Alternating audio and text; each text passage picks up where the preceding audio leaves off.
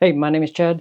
This video we are going to see if we can get our ammo ready for our upcoming match. I figured I would show a little more of all the brass prep work that I do. So typically everybody's got their system down for how they drop their powder, seat their bullet. We're all pretty familiar with that. I wanted to show like all the steps that I do for getting to those final two stages and see, am I doing this right? Does anybody got any tips for me?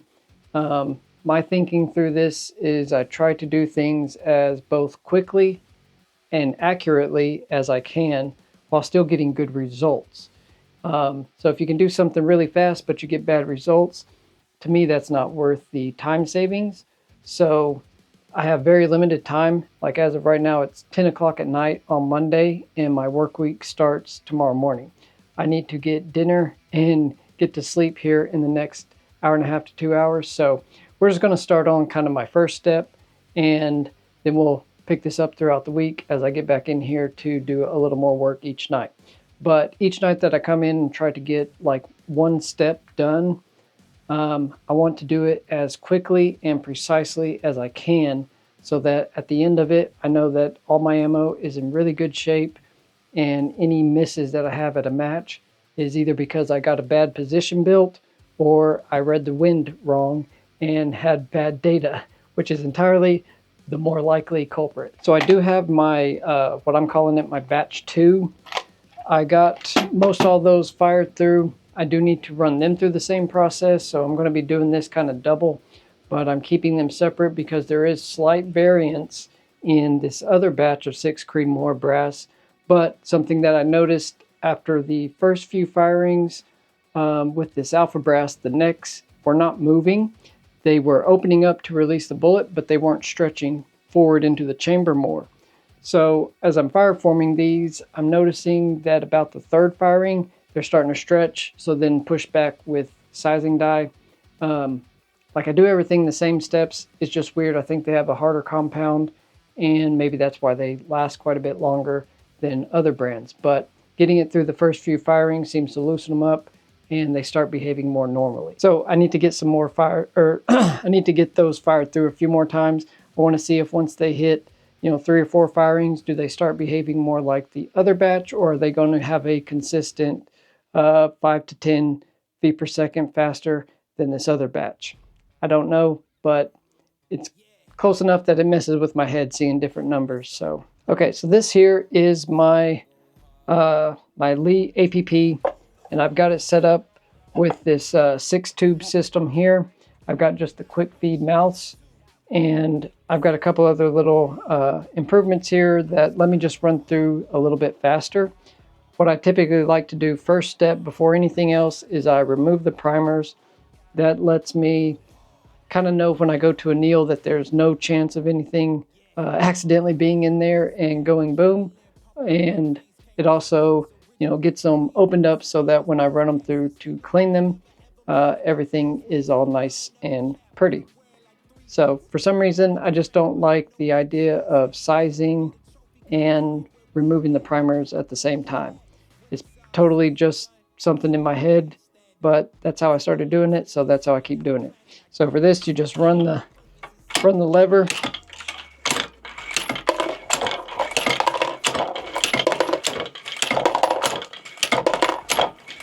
So I'll run the rest of these through, get them all deprimed, then we'll take a look at my next step. Okay, so next up, after I get my brass all deprimed, so I know nothing is funky here, I will dump them into the case feeder.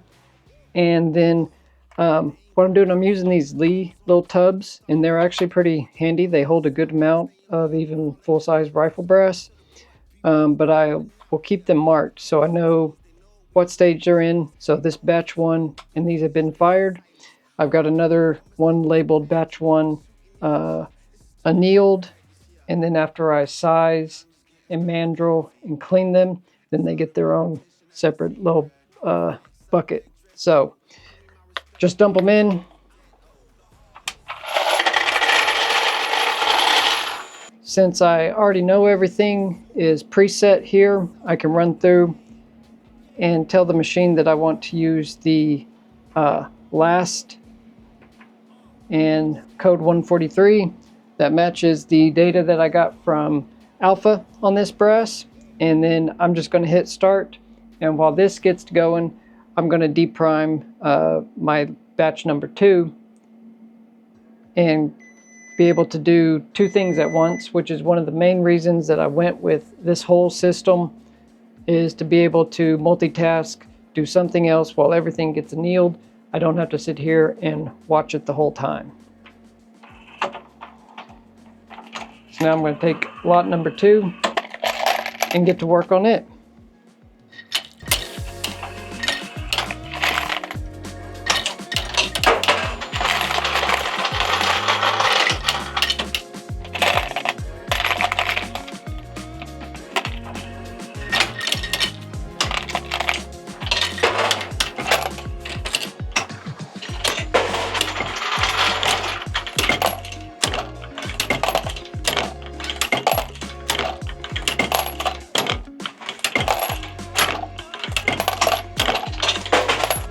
So I'll just let this run until it's run through all the way. I'll probably let it cool down and run lot number 2 through, most likely tomorrow night. It's about 10:20 now. I need to move on and get to bed, so all right, we'll catch up later. Hey, we're picking up now with what is probably going to be my most controversial step, and this would be kind of where I'm looking for a little input. So far, I have been having good results doing this, but I know other people do it differently. Kind of like I've said as I've gone through this reloading journey, to me, it's all about finding what works best for you.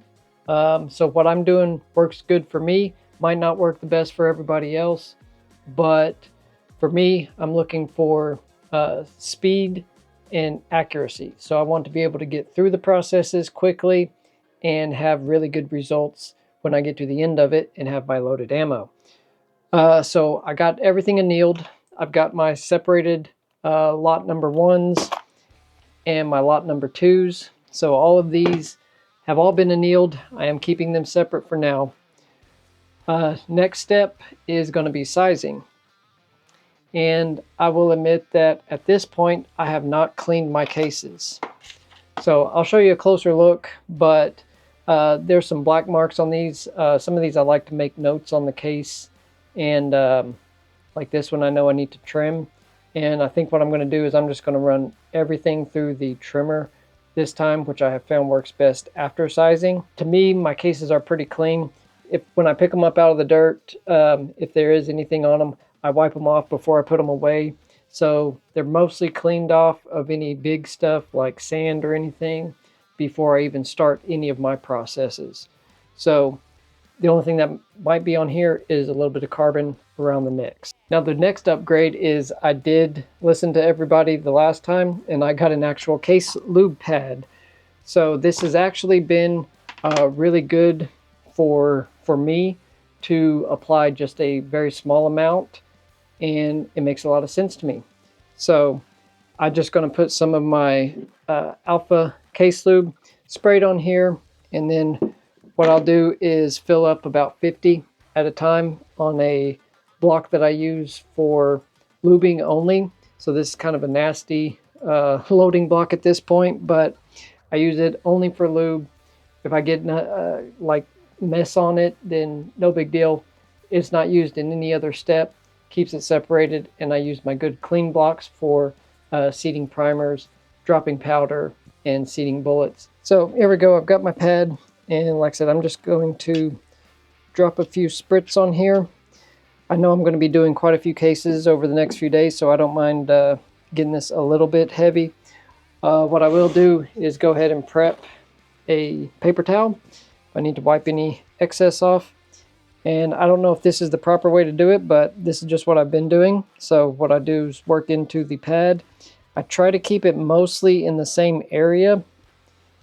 And I really don't know if this is the right way to do it, but it seems like it's pretty well a self-explanatory type of process. So we'll keep it there. If I need to add any little bits, I keep a little bit in one of these needle applicators. But what I'll do, I'll typically just take a couple cases at a time, just shoop shoop. And the first couple are always going to be the thickest. And what I'll do is use what comes off of these, and I'll kind of spread it around onto multiple cases. And get that worked in pretty good.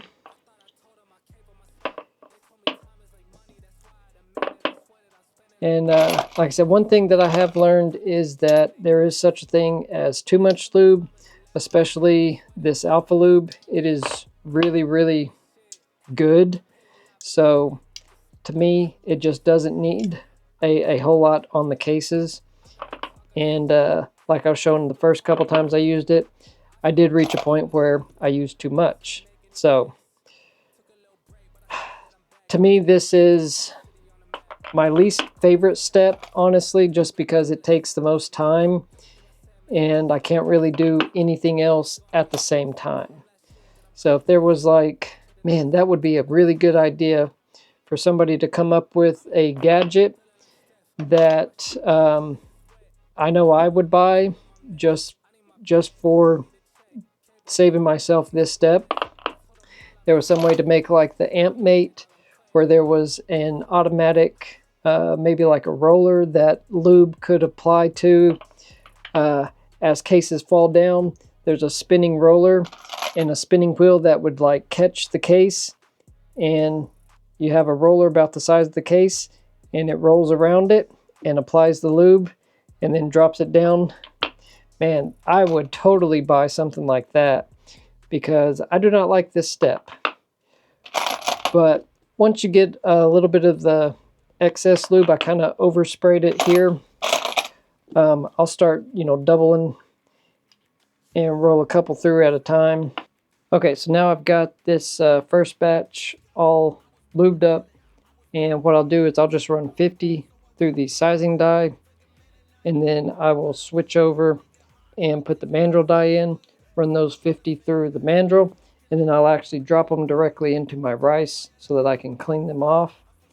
And I might just wipe them off for this batch because I'm also going to run them through my trimmer, but it's really just going to kiss the edge and chamfer the inside, so I don't really think I need to run them through and clean them again after that. So I'm probably just going to clean them through rice after doing this. But I just take them and drop in here, and man, I mean, you see how effortless that is? This is really, really good sizing lube. So obviously everybody knows how this works.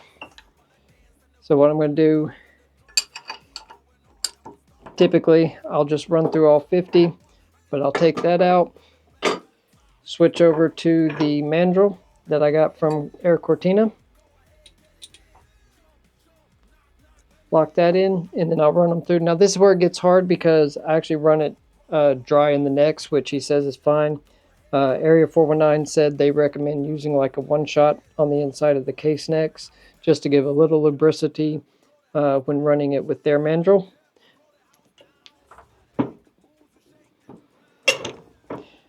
And I can tell this does some work because I do feel the brass getting warm.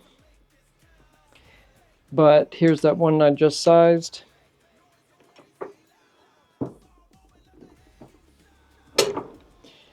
So now these two cases are completely done. Just to check my work, what I'll usually do is take my Forster neck tension gauge, slide it in. I should get to about that next from the top. Yep. So we are right there where I typically end up. So we're in good shape. As you can see, before sizing, it'll take them all the way in. For my sizing and mandrel steps, that's pretty much what I do. If anything looks like it's incorrect, I would really like to hear from anybody. I think everything is working fine. I mean, I'm having good results. So to me, my process seems to be working, at least for me. Like I said, I really look forward to the Area419 die where I can combine both of these dies into one function. That's going to save me a lot of time. Okay, so next up is going to be trimming. So what I have found is after sizing and running the mandrel through, if I go, maybe 2 firings on the 3rd loading, these will start to be like difficult to seat the bullets and sometimes start to shave off some of the jacket. So I'm trying to add this step in just to just kiss the mouth of these, and really all I'm wanting to do is give it a slight chamfer and deburr. So try to see if you can get a look at this. It is, just straight cut off, very rough on the mouth here. With my Henderson trimmer, I can make a pretty quick job of this. Just lock it in.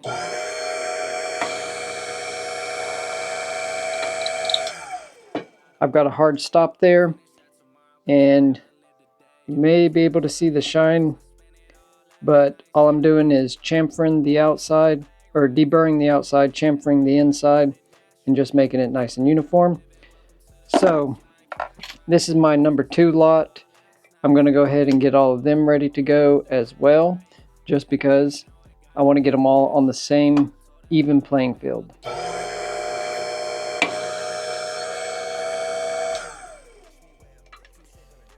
So it's barely touching it. I'm really not taking any length out, but this is the next step, and I'm just going to get all of these batch number 2s knocked out. I already got number 1 ready to go. Then I'm going to start seating primers, and then obviously drop powder and load up some bullets. Okay, so I got trimming all done.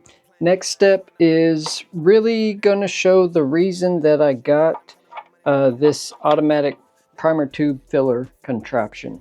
So ideally, I should be able to finally unplug my Henderson and plug in the controller to this. Ooh, shoulder! Tried to squeeze myself in a corner and that jumped up and bit me.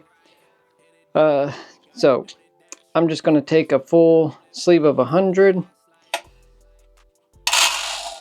dump those guys in. I've got about 83 of the batch number that I intend to load up for this match, and then I'll just put the rest in my lot number 2 since I need to get some more firings on them. So I'm just going to turn this on, let it start running, and then switch out so that I can start loading them up. The idea with this is while I'm doing something like switching out tools on my inline mount setup, I can have primer tubes getting filled without having to manually do that whole process on my own. By hand, I should say.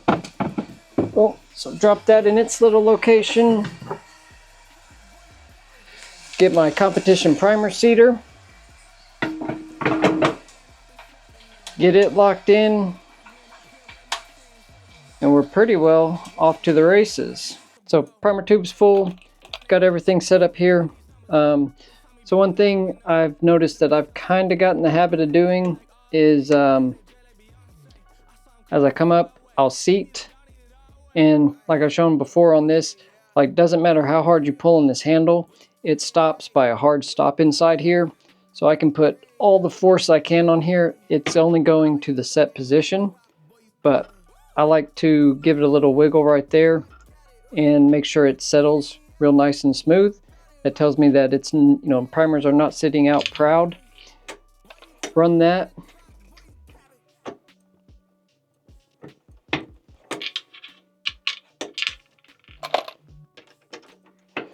So with this, once you get the hang of it, you can run through fairly quickly. Now that I'm thinking about it, I should have put this on the other side so that I could have my brass a little bit closer to my hand instead of reaching under my arm. One more quick thing that I kind of forgot about earlier, but shifted stuff around so my brass is on my left side. So another thing you can do is have the next piece that you're going to prime in your first 2 fingers and pull off, run the shuttle, slide in, and then set it into my block. And once you get the hang of doing this, you can really run through quite a few pretty quickly on the competition primer seeder, at least from what I have found in my own personal testing with it. So I just really like that I'm always going to get my primers at the exact same depth every time. So just another quick tip, anybody that's got a primer or a competition primer seeder, have your brass in there, have your next one ready to go, and just pull off with 2 fingers, slide with the next one, and run the shuttle with the hand you're running the handle with. So it takes a little coordination, but once you get it down, it works pretty good. Okay, and now we are on to probably the best step, because it is the last step. It's Monday afternoon. What are we, about 3:45? So got a little over an hour and a half until sundown. So what I'm doing is getting some powder dropped over here on the workbench, over here on my press. We are doing the final step, and that is taking our case after all the work we've done to it and getting a projectile seated into it. Now what I do is I go through a box of projectiles and I will sort them. I've found there's typically anywhere, 2 to 3, 4, 5 thousandths difference in the base to ogive measurement on them. I want to keep everything as consistent as possible, so I do take the time and go through and measure them. I don't know if that really matters, but it makes my head think that everything is closer to being more consistent. I have noticed it helps when I go to seat bullets. I can get my die set for one size, and then I move to the next batch or group of them that's a little bit longer or a little bit shorter, and just make small adjustments on my micrometer seating die and not have to re-tinker with it in between rounds. So probably a waste of time, but that's how I do it. Okay, so what I do here is obviously we just seat the bullet. Everybody knows how to do this step. For some reason, my brain is complete OCD, and I am kind of obsessed with measuring every single one of them. And what I have noticed is that as long as I can get them to be within a thousandths, like that one's at 2.222, which is what I'm kind of going for, I'm just much more overall pleased with how my results are at the match. Like, I'm not wondering, oh, is this one that's a little bit off? Did I miss that because it was seated a little bit wrong? Here's the other thing. The reason that I did all that work chamfering the mouse here, as these are going in, they are perfectly smooth. There's no problem with them. I don't have flakes around the edge where they are getting eaten up. So looks like I've got this set. We're at 2.222 to 2.223, so pretty much all of these are going to seat within a thousandth of each other. That should be plenty good for what I'm trying to do. Okay, so it might be kind of hard to see, but this is some of my old Lapua brass before I switched to the Alpha. You can see there's some buildup right around here. That is where, as the bullet was seating, it was scraping the jacket off the outside here. And it's just, I figure if you're taking off from the exterior of this, you're going to be causing some performance problems. So I'm trying to prevent that as much as possible. So I found the best way to do that is to just chamfer the mouse after at least 2 firings. Sometimes I can get 2 or 3 before I got to worry about it, but I think if I just start chamfering every time, they're going to stay a lot more consistent overall. So there's another 222. So I think that's set up. I'm going to keep dropping powder over here and seating bullets. I'm going to get, I don't know, maybe 20 seated, and then run out and test them out on the range. Hey, if you enjoy reloading and learning about the PRS sport, definitely get subscribed right below. I'm out here every week trying to show you more that I learned as I get further into the PRS game, and definitely as I'm trying to improve my reloading skills. So stay tuned. I will promise you that we're going to get the Area419 die coming in. Just released this last week, but not in the 6 caliber that I need. So I'm keeping an eye on my email. As soon as that releases, I'm getting that in. We're going to see how it compares to my current seating or sizing die and mandrel die. See if we can combine that both into one step. That will be coming soon. Okay, so this is just a quick example so you can see that I got out here in the dark. So I got my rifle set up. I've got a flashlight down at the target, which you can kind of see the light right about there. And I'm just gonna lay down and take these first 3 shots real quick. Get a little fouling down the barrel and warm it up. And then I'm gonna just see how we are grouping. And hopefully this all goes well.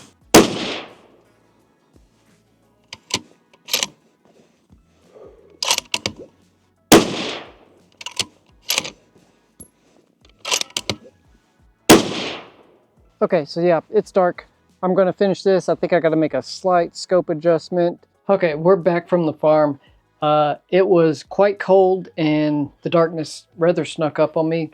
And man, it is really getting cold as soon as the sun goes down. So very unpleasant, but I think I got accomplished what I needed to do to get ready for my upcoming match this Sunday, the 22nd.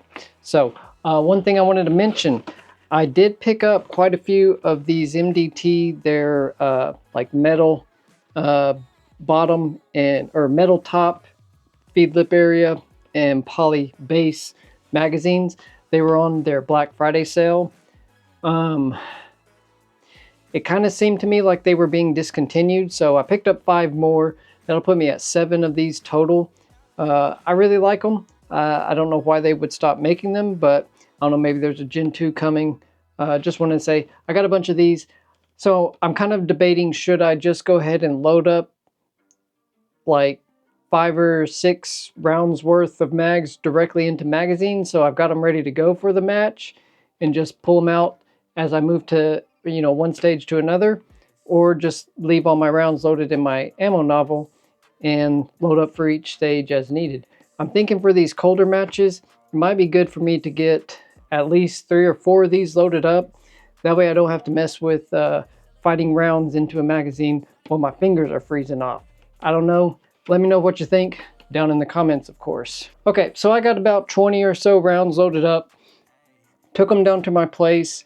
After the last match, we had pretty much a rain day the whole time, so I took my action apart from the chassis, and I never really confirmed 0 after. So I wanted to make sure I was hitting where I thought I would be at least. I had to set up a flashlight because it was dark and all that kind of fun stuff. But so my first couple shots, this was a previous use of the target, but you know, I thought I was a little bit low. Wasn't sure if that was just the lighting or what, so I came up just a little bit on my scope, and I ended up with that group. Yeah, so I mean, that's a pretty good sized little group. You know, I only did 3 shots. I figure at this point I'm pretty confident that my rifle is going to hold a good group. So I just wanted to get them zeroed around into a good position. So I'm pretty confident with that right there. I should be in good shape for this match. Well, it's about 10 o'clock now on Monday night. I've got work tomorrow morning. I've got about 60 or so rounds to finish seating, and only about 13 or so to finish dropping powder in. So I'll be able to get that done in the next few evenings very easily and get everything prepped and ready for the match. Rifle's good to go. I'm pretty pleased with it right now. And I don't know, I think that's kind of my main process. So my idea of doing this, I wanted to put out there like all the process that I go through to get my brass ready. And I mean, I think my results speak for themselves. Obviously it performs good enough, but I don't know, I think I'm learned enough about this that I'm not doing anything terribly wrong. If you see anything that I'm doing terrible, please let me know in the comments, because I need to correct any errors. But I'm pretty sure that at least what I'm doing is giving the results that I want, which is obviously the main point that we want when we're reloading our own ammo, to get results that are good for our own rifle. If you have any questions about any of the steps, please let me know down below. Like I said before, I will be getting that Area419 dye just as soon as they release it for the 6mm Creedmoor, and we're going to test that. I really do hope that's going to eliminate one of my duplicated steps, and I'm really excited about that. I've got a few other things I'm looking at getting, and if that all pans out, I will definitely be sharing that with everybody. Hopefully we got some more cool stuff coming. As for the challenge, I've got some really good ideas that some people suggested over the last few videos. So I'm going to get all these ideas kind of put together and come back in a couple weeks, try to present more of a like a set plan for how it'll all work. We may do a couple different classes, some different times depending on how experienced you are with running a PRS stage. A lot of different ways that I can do it. I just need to settle on what will be best for this first round. And I have started reaching out to a couple companies, see if anybody will hook us up with some swag, so we'll have some prizes to give away. That is the plan. Hopefully that'll all work out. Well, thank you for spending a few minutes with me. Looking at my brass preparation process is really what this was about. I didn't want to show all of the steps, just in case, you know, YouTube gets a little weird, but dropping powder and seating a bullet, pretty much the easiest at this point. I just wanted to show some of the things that I do that hopefully some other people can learn a few things from. If you have any questions, please do let me know. If you got any suggestions, please do let me know. I really do like learning from everybody out there. So thank you very much for hanging out with me for a few minutes. I really do hope you have a great rest of your day and a wonderful weekend. And we'll see you on the next one. Bye.